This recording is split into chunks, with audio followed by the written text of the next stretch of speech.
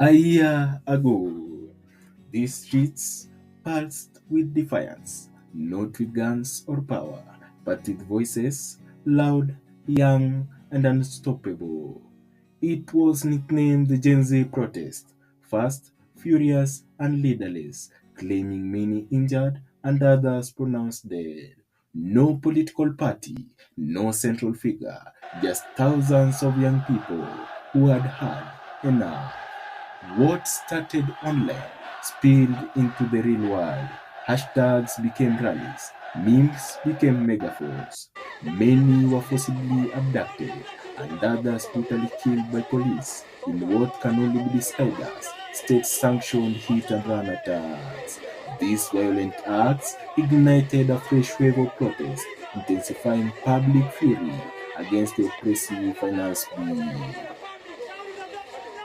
These are some of the abductees.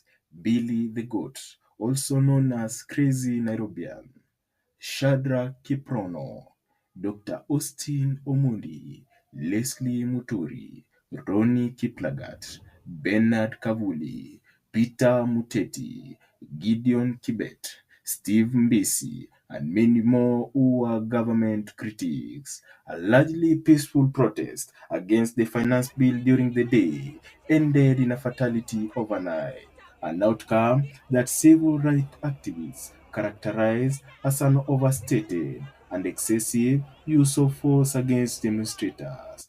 The pressing question remains, could this be the work of an organized group posing as police officers to abduct individuals for organ harvesting?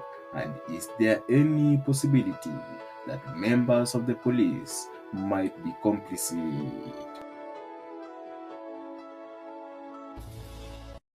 Justin Muturi, who was serving as the Cabinet Secretary for Public Service at the time, relinquished his position following the abduction of his son, an incident that underscored the growing national crisis of kidnappings. Despite the government's deployment of troops to external security operations, it had seemingly neglected deteriorating security situation within its own borders. Muturi announced that he could no longer serve after his son Leslie was snatched by armed abductors. In a detailed statement to investigators, Muturi said that only a personal call from President William Ruto convinced the intelligence agency to free the boy.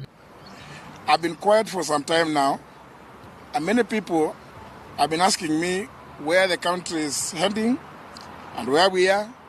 And so I would like to state as follows.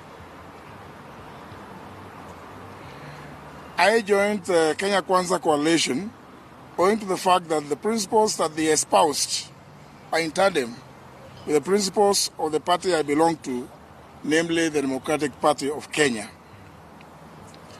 Many friends and political colleagues at the time warned me against joining the coalition, but at a personal level, I was persuaded that will be driven by the ideals and the values that the coalition stated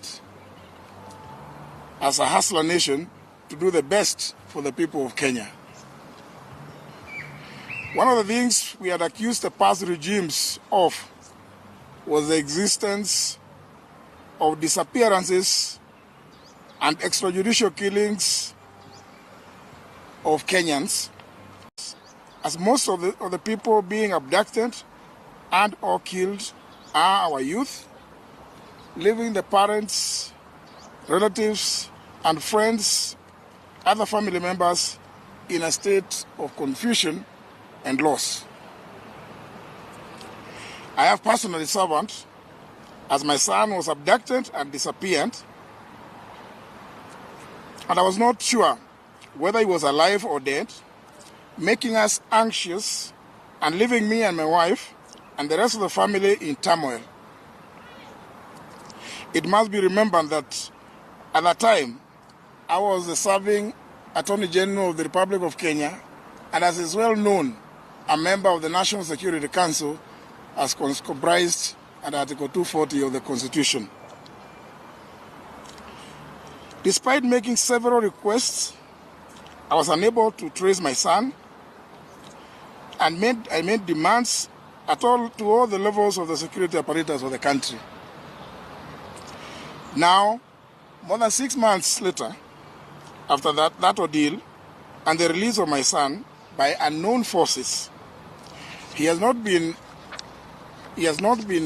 charged with any offense, and the government at all levels has not been able to give me any explanation or reasons as to his abduction by hooded armed gangsters.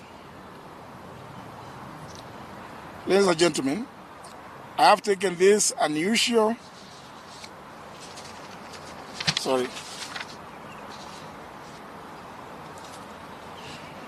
The security sector has said that they are not involved in the abductions, but interestingly, they have failed to stop them as they are happening in full public glare.